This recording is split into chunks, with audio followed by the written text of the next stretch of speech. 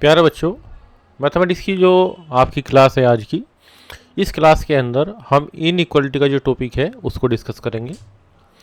सबसे पहले कुछ बेसिक इनइक्वालिटी की स्टडी करेंगे। सबसे पहले आप क्या देखते हैं कि जो आपके नंबर्स हैं, जैसे आपने 1 लिया, 2 लिया, 3 लिया, तो बेसिकली आप क्या लिखते हैं कि 3 2 से बड़ा है। ये बात आपकी सही है।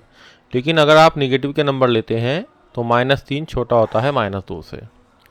दूसरी बात क्या है कि इसमें 3 इज ग्रेटर देन 2, ये जो कंसेप्ट है इसको आप इस प्रकार से भी लिख सकते हैं 3 is greater than equal to 2।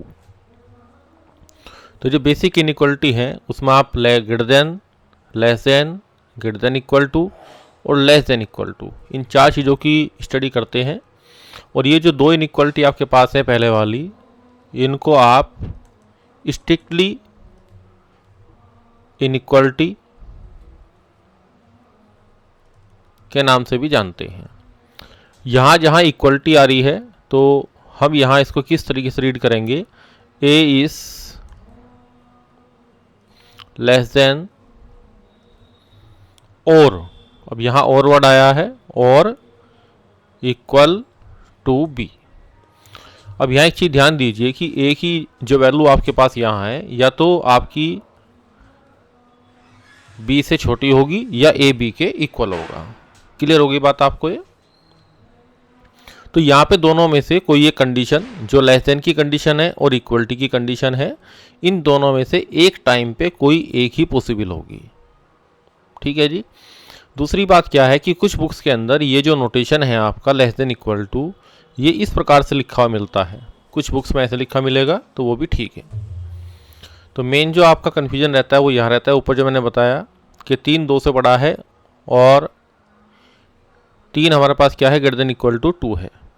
तो इससे क्या हुआ कि यहाँ पे कई बार कैंडिडेट क्या कहते हैं कि ये जो लिखा है ये गलत है, ये सही है और ये गलत है, लेकिन ये भी अपने आप में क्या है, सही है। उसकी वजह मैंने आपको बता दी है कि ये जो 2 कंडीशन है कि आपका 3 2 से बड़ा होगा या फिर 3 के बराबर होगा, तो 3 2 के बराबर नहीं है, ये कैंसिल आउट हो गया। तो यहाँ से क्या इम्प्लाइज हुआ कि 3 2 से बड़ा होगा। तो दोनों में से एक टाइम पे एक कंडीशन आपकी ट्रू होती है फॉर नंबर्स, जब आप नंबर्स लेके चल रहे हैं। ठीक है जी। तो सबसे पहले तो यही चीज़ थी।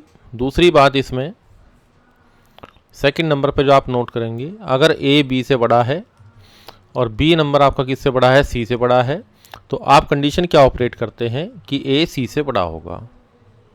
इस प्रॉपर्टी को क्या बोलते हैं, ऑर्डर प्रॉपर्टी बोलते हैं, ऑर्डर प्रॉपर्टी। ठीक है जी। जो आपका रियल नंबर सिस्टम है वो इस प्रॉपर्टी को फॉलो करता है। उसके बाद आप क्या पढ़ेंगे, अगर ए बी से बड़ा है और आप कोई नंबर्स में ऐड या सब्ट्रैक्ट करना चाहते हैं तो उसमें कोई प्रॉब्लम नहीं है।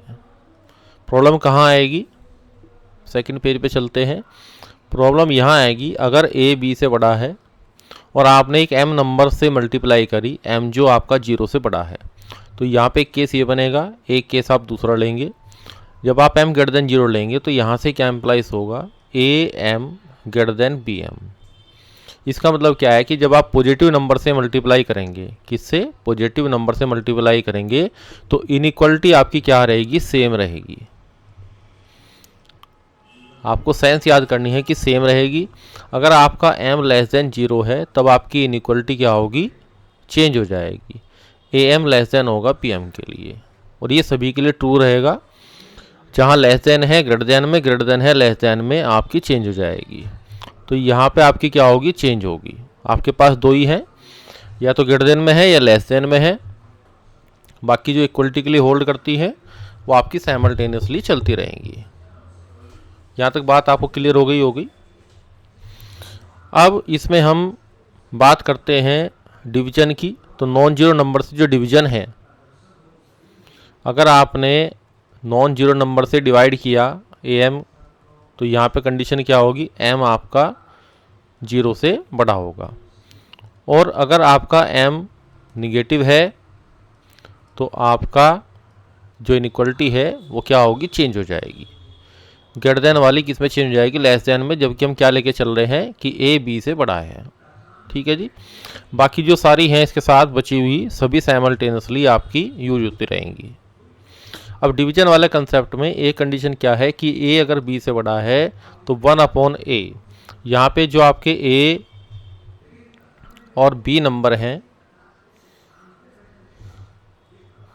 ए बी से बड़ा है, ए और बी क्या है, ग्रेटर देन 0 है, पॉजिटिव नंबर के लिए ले रहे हैं, तो 1/a करेंगे और 1/b करेंगे, यानी कि इन्वर्स सिस्टम आपने इसके ऊपर अप्लाई किया तो ये इनइक्वलिटी आपकी लेस देन में चेंज हो जाएगी। कैसे चेंज होगी, जैसे 3 बड़ा है 2 से, लेकिन 1/3 और 1/2 में जब आप कंपेरिजन करेंगे तो 1/3 क्या होगा, 1/2 से छोटा होगा, तो इनइक्वलिटी के रिवर्स होने का एक केस आपको यहाँ मिल गया। लेकिन यहाँ कंडीशन आ रही है आपके पास कि आपके पास जो नंबर हैं वो ग्रेटर देन 0 हैं। इस केस में हम ये चीज़ बना के चल रहे हैं, सभी केसेस में ये चीज़ ट्रू नहीं है, तो यहाँ इनइक्वलिटी आपकी चेंज हो जाएगी। तो कहाँ कहाँ चेंज हो रही है, आपका m लेस देन 0 है तो वहाँ पे चेंज हो रही है, ठीक है जी।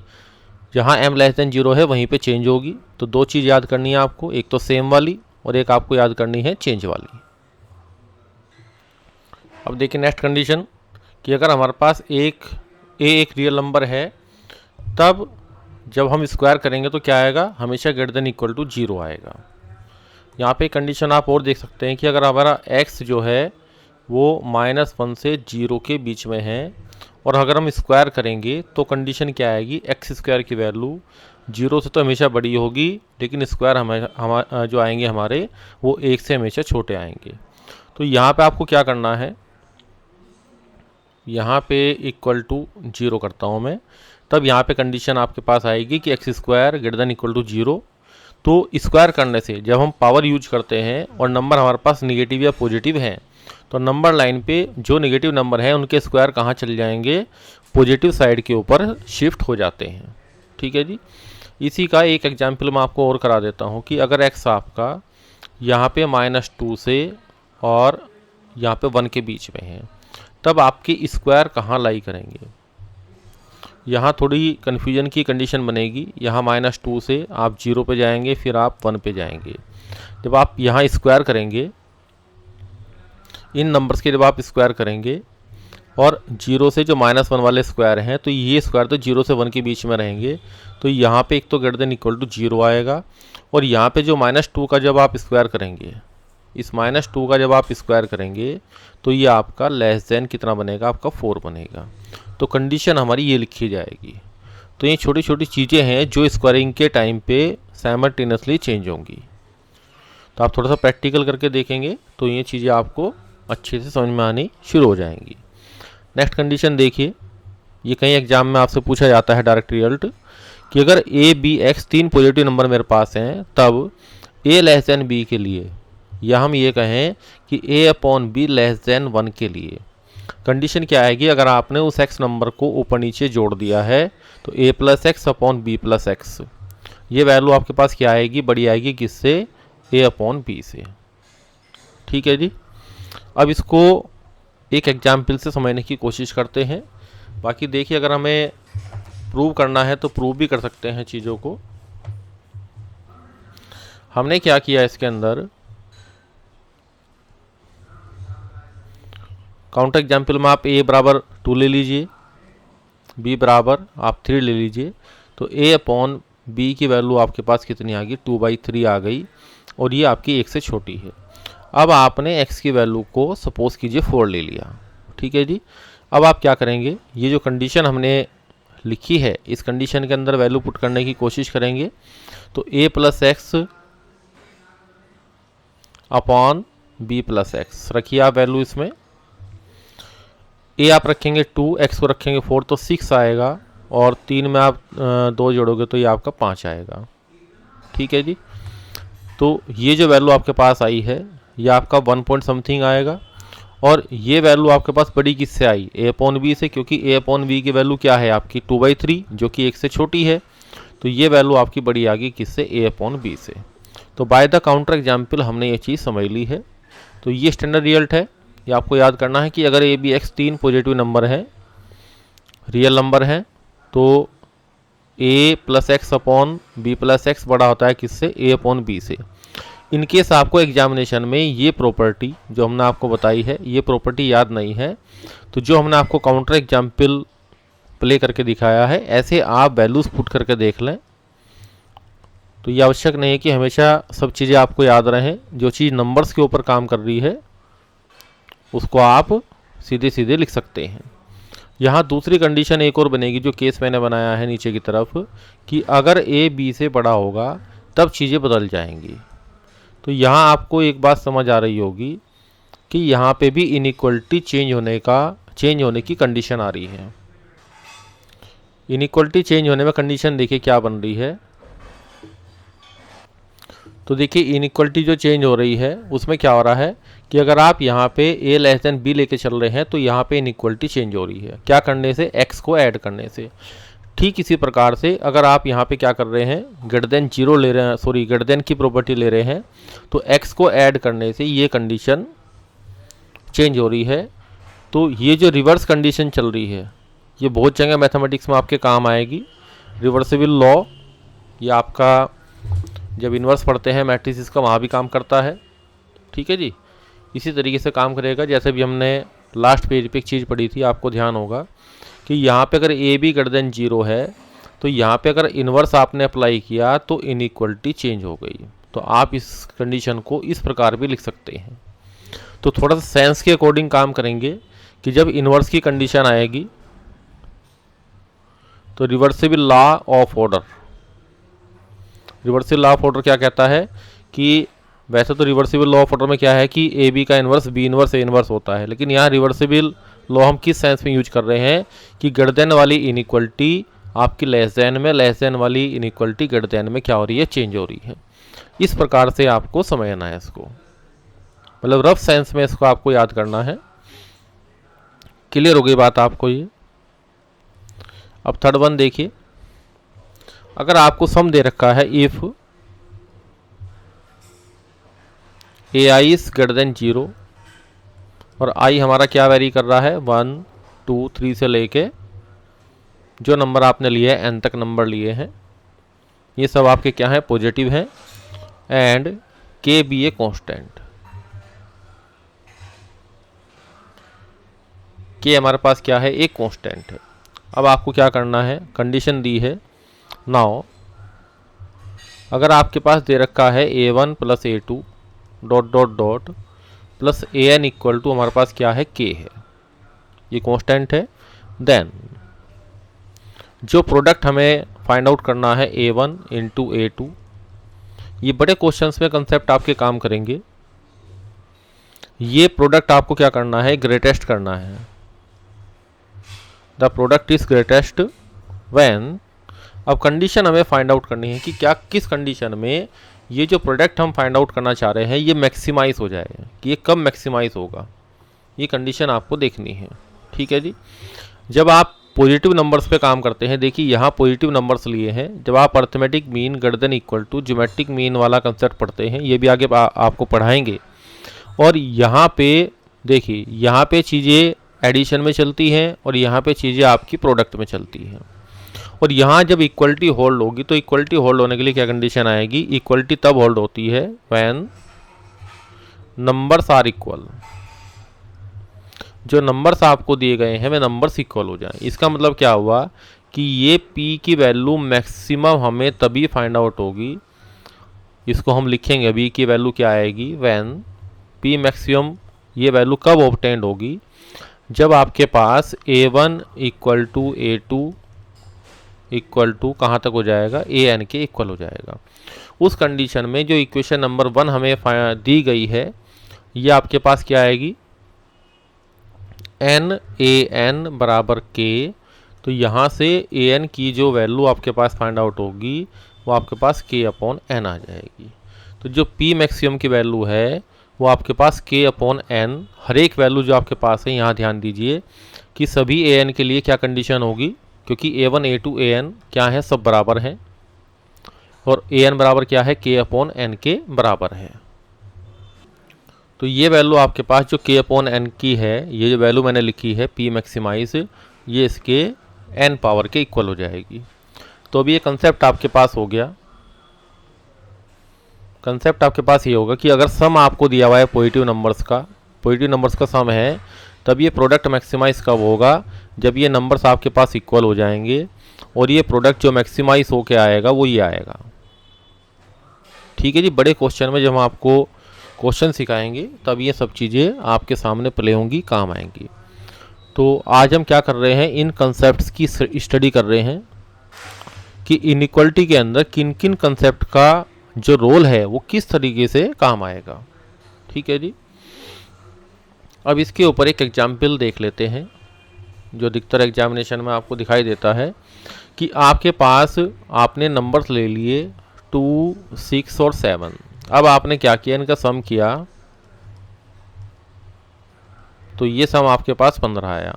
अब आपने प्रोडक्ट किया तो 2 × 6 × 7 आया और ये 84 आ गया। ठीक है जी, अब आप क्या कीजिए, एक छोटा सा प्रैक्टिकल करके देखिए। इस जो हमारे पास ये सम 15 आया है, इस 15 सम को इक्वल नंबर के एडिशन पे लिखिए, 5 + 5 + 5। और अब आप इन नंबर्स का प्रोडक्ट निकालिए, 5 × 5 × 5। ठीक है जी, तो एक खास चीज़ आपके देखने में आएगी सामने। क्या सामने आई चीज़ कि ये जो प्रोडक्ट है 125 हो गया, यानी कि ये जो प्रोडक्ट है ये हमारा मैक्सिमम वैल्यू है प्रोडक्ट की। क्यों? क्योंकि हमने यहाँ पे इक्वलिटी होल्ड करा दी है, इन नंबर्स पे 15 के 3 टुकड़े कर दिए हैं, तो इक्वलिटी आपकी होल्ड हो गई है। ठीक है जी, इसको अगर हम पिछली डेफिनेशन के हिसाब से देखेंगे तो जो हमारा k था 15 और n हमारे पास 3 नंबर हैं और उसके हमने 3 पावर कर दी। हमने क्या कहा था, अगर सम हमारा k है तो उसका बटा n करना है, पावर n करना है, तो वही हमारा 125 आपको ऑब्टेन्ड हो जाएगा। इस तरीके से आप इसको समझ सकते हैं कि p का ग्रेटेस्ट होना या p का मैक्सिमाइज होना किस तरीके से पॉसिबल होगा। तो 3 नंबर आपको दिए हैं, पॉजिटिव हैं, देखिए हमने पॉजिटिव लिए हैं। निगेटिव नंबर्स पे ये चीज़ फॉलो नहीं होती है, इसलिए पॉजिटिव नंबर्स को हम लेके चले हैं। क्लियर हो गई आपको बात? ये काफ़ी अच्छा कंसेप्ट है। अगर हम इसको जनरली प्रूव करना चाहें, जो रिजल्ट हमने आपके सामने यहाँ रिप्रेजेंट किया है, हमने केवल इस रिजल्ट को आपको इस सेंस में समझाया है कि कंडीशन आपको दी गई है और प्रोडक्ट को मैक्सिमाइज करना है, तब चीज़ें कैसे पॉसिबल होंगी। और प्रूफ आपको बताया है कि arithmetic mean greater than equal to geometric mean से हम इनको प्रूव कर सकते हैं। तो देखिए, प्रूव करना एक अलग तरीके का काम है, काफ़ी चीज़ें जूम करनी पड़ती हैं, तब जाके चीज़ें आपकी सोल्व आउट होती हैं। यहाँ हम किस पे काम कर रहे हैं, कंसेप्ट क्या है,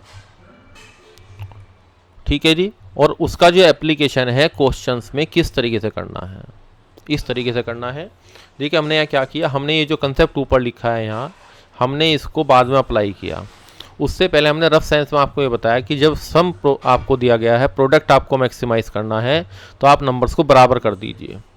तो देखिए इसको, ये आपके याद है या नहीं है, इससे हमें कोई खास मतलब नहीं है। मतलब हमें इससे है कि हमें चीज़ों को क्या करना है, बराबर करना है। तो हमने 15 को 5-5 के 3 टुकड़ों में बांट दिया और ये आपका प्रोडक्ट मैक्सिमाइज हो गया।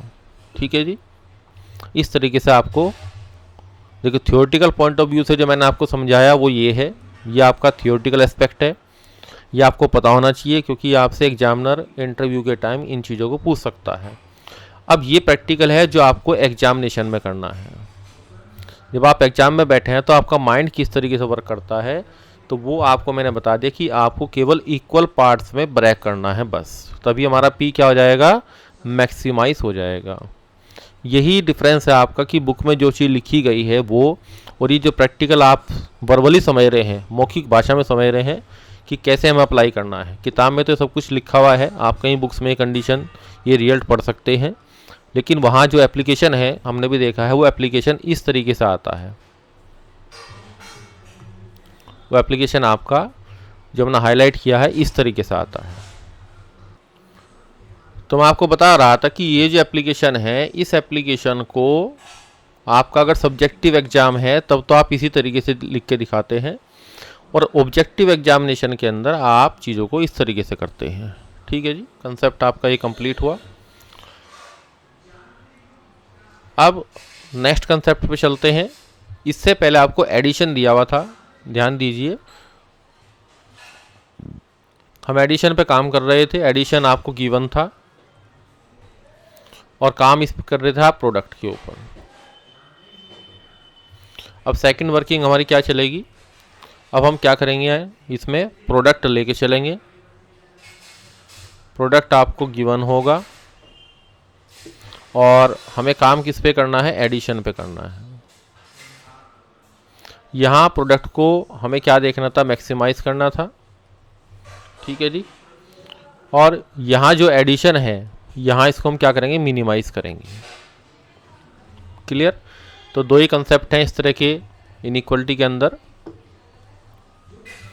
जहाँ गिवन कंडीशन से आपको दूसरी चीज़ फाइंड आउट करनी है। तो देखिए कंसेप्ट क्या कहता है,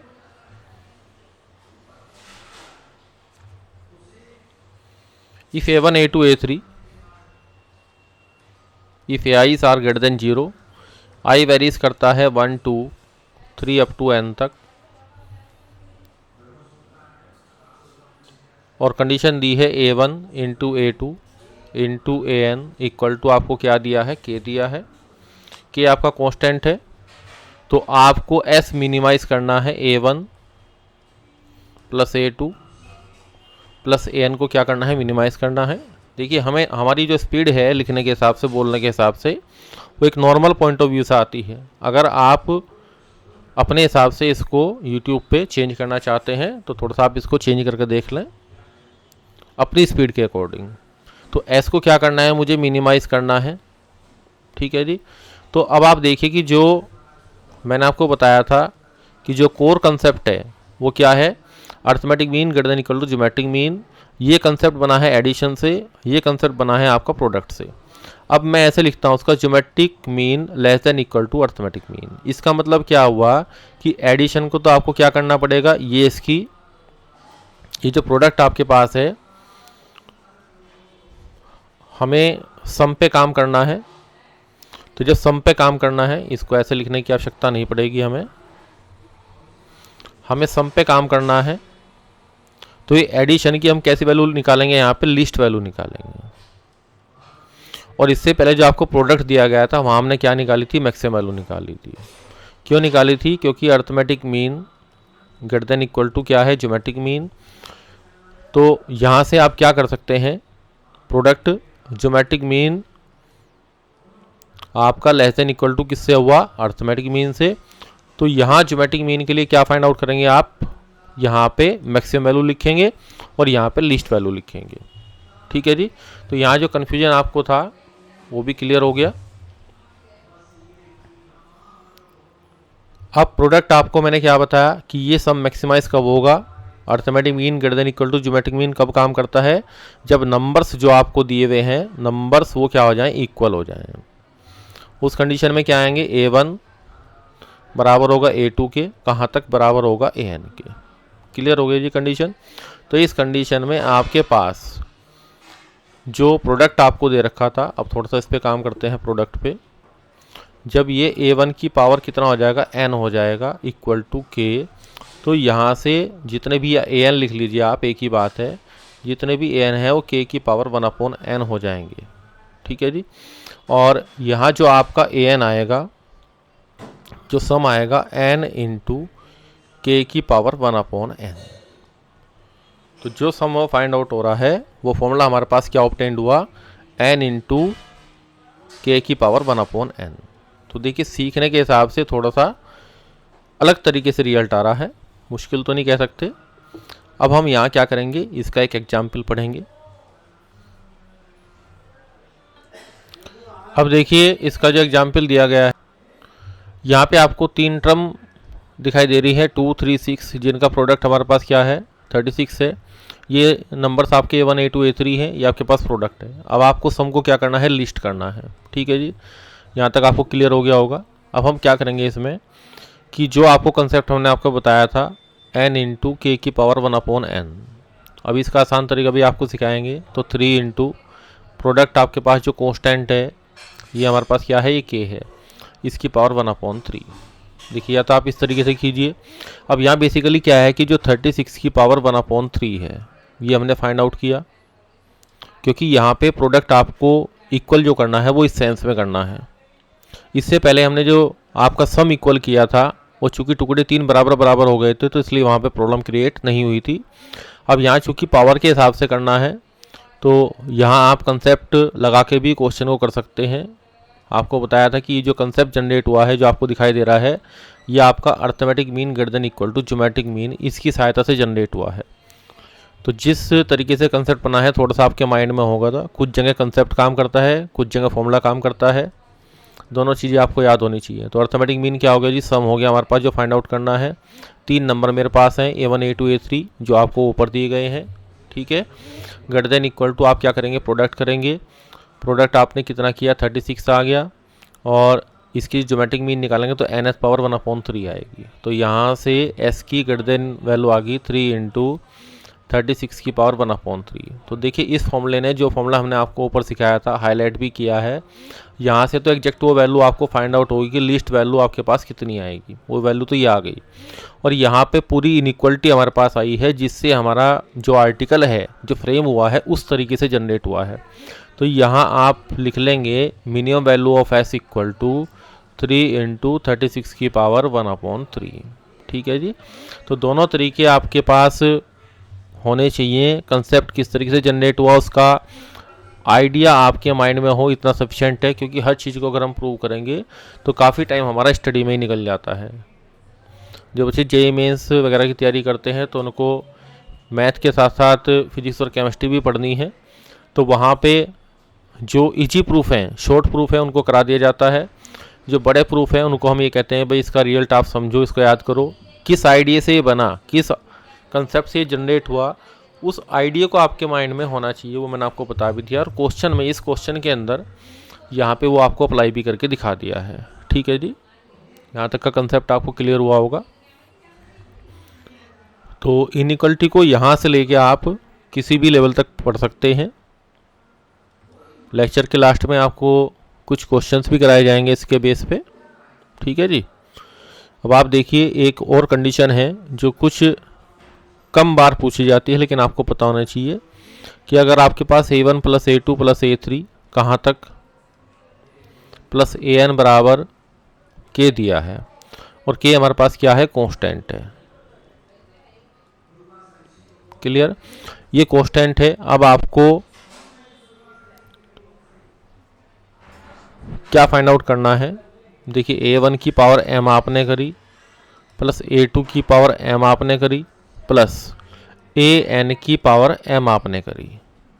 अब देखिए आर्टिकल क्या कहता है कि अगर आपके पास सम दिया हुआ है A1 A2 A3 AN का, वो जो कि K है हमारे पास, अब जो सम हमारे पास है उसमें क्या फाइंड आउट करना है, A1 की पावर m, A2 की पावर m प्लस AN की पावर m। जो हमारे पास नंबर्स हैं A1 A2 A3, इनकी पावर आपको m जनरेट करनी है, जहाँ की m हमारा क्या है, 1 से बड़ा है। ठीक है जी। तो आपको इस s को क्या करना है, मिनिमाइज करना है। तो ये s मिनिमाइज कब होगा, आपका कंडीशन आपको बताई थी अभी कि जब नंबर्स आपके पास बराबर हो जाएंगे, A1 equal to A2 equal to A3, और बराबर आपके पास क्या होगा, AN के बराबर होगा। ठीक है जी। तो यहाँ पे आपके पास जब ये नंबर्स बराबर हो जाएंगे, तो देखिए जब यहाँ पे आप ये जो इक्वेशन आपको दे रखी है, इक्वेशन नंबर 1 मान लेते हैं इसको, जब ये A1 A2 A3 AN बराबर हो जाएंगे तो ये सब किसके बराबर आएंगे, K/N के बराबर आएंगे। ठीक है जी। अब आपको S को क्या करना है, मिनिमाइज़ करना है। जब ये सब बराबर हो जाएंगे तो ये जो K आपके पास है, ये बेसिकली क्या है, ये एडिशन है। तो A1 plus A2 plus A3 plus AN upon n आपके पास आ जाएगा। तो बेसिकली ये इन नंबर्स का अर्थमेटिक मीन ही हो जाएगा। अब यहाँ जो स्पेशल कंसेप्ट है वो क्या है कि यहाँ एडिशन आपको दिया गया है, और जो पावर्स हैं, जो एडिशन में ही पावर्स का जो सम है उसको क्या करना है, मिनिमाइज करना है। ठीक है जी। तो यहाँ आपको क्या करना पड़ेगा, अर्थमेटिक मीन पे काम करना पड़ेगा। ये जो हमने आपको बताया है अर्थमेटिक मीन, तो ये वैल्यू आप यहाँ रखेंगे इसमें। तो S की वैल्यू जो मिनिमम होगी, जब सारी वैल्यूज रखेंगे तो ये n टाइम्स हो जाएगा, क्योंकि सब वैल्यूज़ क्या है, A1 A2 A3 बराबर है। तो ये बराबर आएगा n इंटू A1 कहो या AN कहो, एक ही बात है, इसकी पावर m। ठीक है जी। और A1 A2 A3 आपको बताया मैंने अभी किसके बराबर है, यहाँ से अर्थमेटिक मीन के, तो वैल्यू हमने यहाँ पुट कर दी है। तो इस तरीके से हमारा ये फॉर्मूला जनरेट हो गया। ठीक है जी। अब इसका काउंटर एग्जाम्पल देख लेते हैं कि एग्जाम्पल में किस तरीके से काम करेगा। अगर आपको a plus b equal to 4 दिया है और आपको मिनिमम वैल्यू निकालनी है किसकी, ए स्क्वायर प्लस बी स्क्वायर की, तो पावर यहाँ पे m आपकी 2 है, तो m बराबर 2 है, वो किससे बड़ा है, आपका 1 से बड़ा है। ठीक है जी। तो आपको s को मिनिमाइज करना है और मिनिमाइज करने के लिए आपके पास क्या है, ए स्क्वायर प्लस बी स्क्वायर। अब यहाँ जब a प्लस बी के टुकड़े आपके पास कितने हो रहे हैं, 4 हो रहे हैं।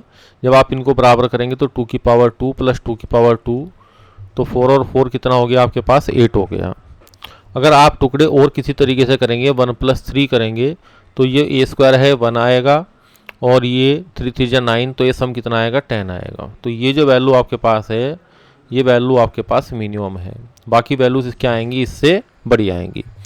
तो ये बेसिकली क्या है कि आपका जो कंसेप्ट है arithmetic mean greater than equal to geometric mean, उससे थोड़ा सा एडवांस कंसेप्ट है। कारण मैंने आपको बता दिया इसका, कारण मैंने आपको बता दिया कि हमें सम दिया गया है और दोबारा हमें सम के ऊपर ही काम करना है। इससे पहले जो हमने कंडीशन आपको बताई थी वहाँ ध्यान दीजिए, यहाँ आपको सम दिया गया था और आपको प्रोडक्ट पे काम करना था। इससे आगे हमने ये तो एग्जाम्पल देखा था, इससे आगे जो क्वेश्चन हमने किया था, यहाँ पे आपको प्रोडक्ट दिया गया था और आपको सम पे काम करना था। अब जो हमने डिस्कस किया है उसमें आपको सम दिया गया है और आपको सम पे काम करना है। तो इस तरीके से साइमल्टेनियसली रिजल्ट्स को आप लर्न करें। ठीक है जी, धीरे धीरे ये मेमोराइज होने आपको शुरू हो जाएंगे। स्टार्टिंग में जब भी कोई नई चीज़ सीखते हैं तो थोड़ी सी प्रॉब्लमेटिक सबको होती है, चाहे कोई भी व्यक्ति सीखे, सभी के लिए थोड़ा सा प्रॉब्लमेटिक होता ही है कंडीशन। ठीक है जी, आगे चलते हैं। अब देखिए क्वेश्चन देखिए, यहाँ आपको प्रोडक्ट दिया गया है और आपको किस पे काम करना है, एडिशन पे काम करना है।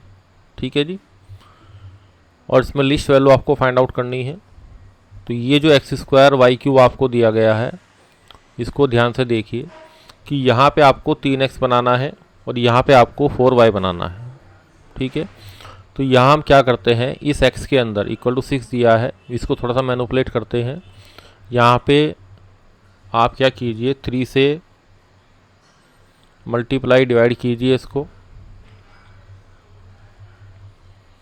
इसका स्क्वायर, और यहाँ पे 4y अपॉन y की पावर 3 इक्वल टू 6।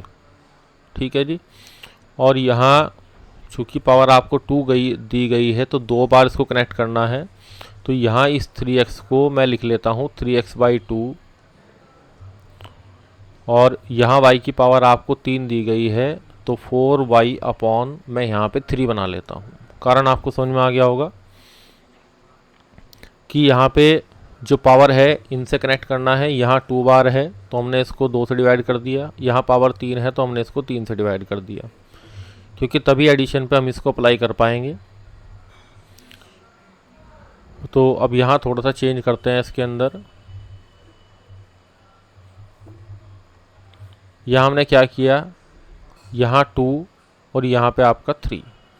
इसी तरीके से हमने क्या किया, 3/2 से मल्टीप्लाई किया, तो यहाँ 3/2 का होल स्क्वायर और यहाँ 4/3 का होल क्यूब, दोनों तरफ हमने क्या किया, इन नंबर से मल्टीप्लाई डिवाइड कर लिया, दोनों तरफ मल्टीप्लाई कर लिया। ठीक है जी, अब यहाँ पे क्या होगा कि जब प्रोडक्ट आपको दिया गया है, इस कैलकुलेशन को सोल्व करते हैं तो ये आपका 32 आता है। अब ये आपके पास नंबर्स हो गए, इन नंबर्स को जब आप अलग अलग लिखेंगे तो ये प्रोडक्ट में आएंगे। तो जब प्रोडक्ट आपको कांस्टेंट दिया गया है तो जो सम आपका है वो लिस्ट कब आएगा, जब नंबर्स आपके पास बराबर होंगे। तो 3x/2 बराबर किसके आएगा, 4y अपॉन 3 के। ठीक है जी, यहाँ से कंडीशन आपकी जनरेट हो गई।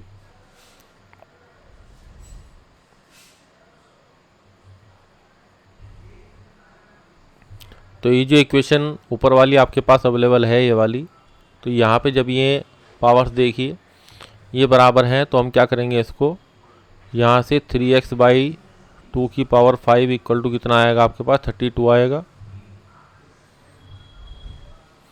और इसको हम क्या कर लेंगे, 2 की पावर 5 कर लेंगे। तो यहाँ से 3x/2 की जो वैल्यू आपके पास आएगी वो कितनी आएगी, 2 आएगी, और ये बराबर होगी 4y अपॉन 3 के। ठीक है जी, तो यहाँ से 3x, तो देखिए थोड़ा सा मैंने सिंप्लीफाई किया है इसको। यहाँ पे मैंने arithmetic mean greater than equal to geometric mean apply किया। किन नंबर से अप्लाई किया? ये 2 बार हैं और ये आपके 3 बार हैं, क्योंकि यहाँ पे जो पावर आपको फाइंड आउट करनी थी ऊपर क्वेश्चन में, ये आपको 2 और 3 पावर दे रखी है, जबकि यहाँ लीनियर सम पूछा गया है। इस वजह से हमें इनको क्या करना पड़ा, इनको अलग अलग करना पड़ा, इसको 2 बार, इसको 3 बार, फिर इनकी मल्टीप्लाई आएगी। यहाँ पे ज्योमेट्रिक मीन में पावर 1/5 आएगी। और हमने आपको कंडीशन अभी ऊपर जो सोल्व करके बताई थी वो ये थी। कंडीशन क्या थी कि दोनों नंबर बराबर होने चाहिए। ठीक है जी, और बराबर होने के लिए कंडीशन हमने आपके पास ये जनरेट करके दिखाई थी कि 2 आएगा, तो यहाँ से बनेगा तो यही 3x plus 4y greater than equal to 5 into 2 10। तो जो मिनिमम वैल्यू आपके पास आएगी, minimum of 3x plus 4y, वो कितनी आएगी आपके पास? 10 आएगी। तो देखिए जितने भी क्वेश्चन हमने आपको कराए हैं ये आपके 1 मिनट से 3 मिनट वाली रेंज के हैं। इस रेंज में आप इन क्वेश्चंस को सोल्व आउट कर सकते हैं। तो मिनिमम वैल्यू आपके पास कितनी आएगी? 10 आएगी। ये हमारा करेक्ट आंसर हुआ। अब देखिए जो कंसेप्ट आप पढ़ते हैं 10th क्लास के अंदर, ट्राइंगल का जो कंसेप्ट पढ़ते हैं जिसमें कि साइड आपको ABC दी गई है, तब आपके पास कंडीशन क्या आती है? Sum of any 2 sides greater than third side. फिर B और C पे अप्लाई करते हैं, ग्रेटर देन A आएगा, और C प्लस A आएगा तो ग्रेटर देन B आएगा। इसी को जब आप इम्प्लाइज करेंगे तो यहाँ से A माइनस C जब आप इधर लाएंगे,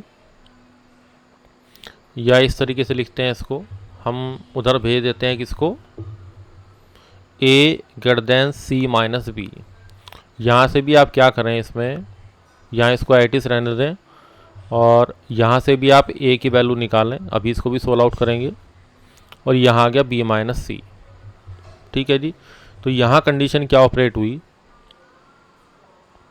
कि A की वैल्यू आपके पास जो ऑब्टेंड हो रही है वो आपकी C माइनस B से बड़ी आ रही है, और A की वैल्यू बड़ी किससे आ रही है? B माइनस C से आ रही है। तो यहाँ से मैं कंडीशन ऑपरेट करता हूँ B माइनस C, यहाँ से कंडीशन ऑपरेट हुई B माइनस C छोटा है A से, और यहाँ से कंडीशन जो ऑपरेट होगी जब आप माइनस से मल्टीप्लाई करेंगे तो यह बड़ा आएगा माइनस का A से, माइनस की मल्टीप्लाई करनी पड़ेगी। इन दोनों को कंबाइंड करके रिजल्ट क्या आया? B माइनस C आपका A से छोटा है और बड़ा है माइनस A से। अब ये प्रॉपर्टी आपने पढ़ी होगी, अगर मोड अल्फ़ा छोटा होगा बीटा से तो कंडीशन क्या होती है कि बीटा की वैल्यू माइनस अल्फ़ा से अल्फ़ा के बीच में होती है। ये कंडीशन आपने ऑपरेट कर दी तो mode of B minus C छोटा आएगा किससे? A से। तो ये कंडीशन जो हमने बनाई है सेकंड वाली, ये कंडीशन आप पहले से जानते हैं, लेकिन ये जो हमने कंडीशन बनाई है ये इन दोनों से जनरेट हुई है। इसका प्रूफ जो है वो बुक्स में कम मिलता है थोड़ा सा, तो आप इसको प्रैक्टिस में लाइए। तो यहाँ से क्या आया? ये कंसेप्ट तो किससे जनरेट हुआ है? सम ऑफ एनी 2 साइड से, सम ऑफ एनी 2 साइड से। और ये कंसेप्ट जनरेट हुआ है आपका difference of any 2 side is less than, तो यहाँ लेस देन है और यहाँ पे आपका ग्रेटर देन है, तो सम ग्रेटर देन की प्रॉपर्टी पे काम करेगा और डिफरेंस आपका लेस देन की प्रॉपर्टी पे काम करेगा। कंसेप्ट आपको क्लियर हो गया होगा। काफ़ी अच्छा कंसेप्ट है, छोटा सा कंसेप्ट है, लेकिन क्वेश्चंस में बहुत अच्छे तरीके से वर्क होगा, क्योंकि यहाँ 2 चीज़ें एक साथ आ रही हैं। इसको ध्यान से देखिए, यहाँ C माइनस B आता है, यहाँ B माइनस C आता है, तो एक कन्फ्यूजन यहाँ क्रिएट होना शुरू हो जाता है कि दोनों चीज़ें साइमल्टेनियसली किस तरीके से आ रही हैं। तो उसको सोल्व आउट किसने करा? वो हमारा मॉडुलस ने सोल्व आउट करा। इसलिए हम डिफरेंस बोलते हैं, क्योंकि डिफरेंस का मतलब होता है कि आपकी जो सेंस है, आपको रिजल्ट जो देना है वो आपको पॉजिटिव देना है, चाहे आप B में से C घटाएं या C में से B घटाएं। क्लियर हो गया कंसेप्ट आपको? ये कुछ क्वेश्चन भी है इसके ऊपर। अब कैंडिडेट के माइंड में एक बात और आती है कि ये जो फॉर्मूला आपने जनरेट किया, आपने ये बताया कि ट्रायंगल के अंदर 2 साइड का जो सम है, 2 साइड का जो सम है वो तीसरी साइड से बड़ा आ रहा है, तो ये कहाँ से जनरेट हुआ? तो हम कहते हैं इसको 2 तरीके से आप देख सकते हैं। एक तो बाय ज्योमेट्री, लेकिन बाय ज्योमेट्री जब आप बना के देखेंगे रिजल्ट तो ये ट्रू आएगा, लेकिन ये क्वेश्चन अराइज होता है कि अगर हम ट्रायंगल छोटा बड़ा बनाएं तो क्या ये चीज़ कंडीशन हमारी सेटिस्फाई ना हो, ऐसी कोई कंडीशन हो सकती है? तो इसके लिए प्रूफ भी है हमारे पास, जो आपके पास कोस ए इक्वल टू कोसाइन फॉर्मूला जब आप पढ़ेंगे B square plus c square minus ए स्क्वायर अपॉन 2bc, इसको जब आप ऑपरेट करते हैं तो यहाँ पे जब आप ऑपरेट करेंगे कोस ए लेस देन 1 को, तो यहाँ से जो कंडीशन आपके पास बनेगी, क्योंकि A B C sides of the triangle है, तो b square plus c square minus 2bc less than आपका क्या बनेगा, ए स्क्वायर बनेगा। तो यहाँ से b प्लस लेस देन बनाया हमने, ए स्क्वायर को उधर भेज दिया, माइनस 2bc, तो यहाँ पे माइनस का बनेगा स्क्वायर बेसिकली, तो यहाँ बनेगा b माइनस सी का होल स्क्वायर लेस देन ए स्क्वायर। और जब यहाँ पे आप अंडर रूट लेंगे बोथ साइड का, तो यहाँ पे मॉडुलस आएगा, तो b माइनस सी का मॉडुलस छोटा है a से। तो जो रिजल्ट मैंने आपको अभी ऊपर प्रूव करके दिखाया था यहाँ पे, वो मैंने केवल इनइक्वालिटी की सहायता से प्रूव किया था। अब मैंने उसको कोसाइन फॉर्मूले की सहायता से भी प्रूव करके आपको दिखा दिया। तो यहाँ से आपका रिजल्ट जनरेट हो गया कि sum of any two side is greater than third side. अब यहाँ पे भी एक चीज़ आपको दिखाई दे रही है, हम कोस ए की वैल्यू आपके पास बड़ी होती है -1 से, जब आप इसको अप्लाई करेंगे तो b प्लस सी ग्रेटर देन ए, ये जो कंडीशन है ये आ जाएगी। ये कंडीशन आपकी तब आई है जब आपने अप्लाई किया है कोस ए की वैल्यू आपकी 1 से छोटी है, तब डिफरेंस बना। जब आप ग्रेटर देन -1 करेंगे तब आपके पास कंडीशन आपकी एडिशन वाली आ जाएगी। तो यहाँ आपका ट्रायंगल इनइक्वालिटी का जो कंसेप्ट है, इसके जो प्रूफ से कनेक्टेड चीज़ें हैं, क्योंकि डिफरेंट बुक्स में डिफरेंट जगह दी गई हैं, तो एक जगह समराइज़ करके हमने पूरे कंसेप्ट को आपको बता दिया। ठीक है जी। अब क्वेश्चन करने में आपको प्रॉब्लम क्रिएट नहीं होगी, या आपको इंटरव्यू में खासकर इस चीज़ को पूछा जाता है, कहीं भी इंटरव्यू होंगे एसएसबी के या कोई भी चीज़ होगी, तो इस छोटे से कंसेप्ट को लेके काफ़ी डिस्कशन मैंने भी फेस किया है, आप लोगों के सामने भी क्वेश्चन पूछा जा सकता है। तो आप इस तरीके से कोसाइन फॉर्मूले से बाय द ज्योमेट्री और by the triangle law of addition, ये चीज़ हमारे वेक्टर में भी काम आएगी कहीं ना कहीं जाके। ठीक है जी, तो वहाँ से इसको प्रूव करेंगे। तो आज का लेक्चर यहीं पे समाप्त करते हैं। Thank you very much.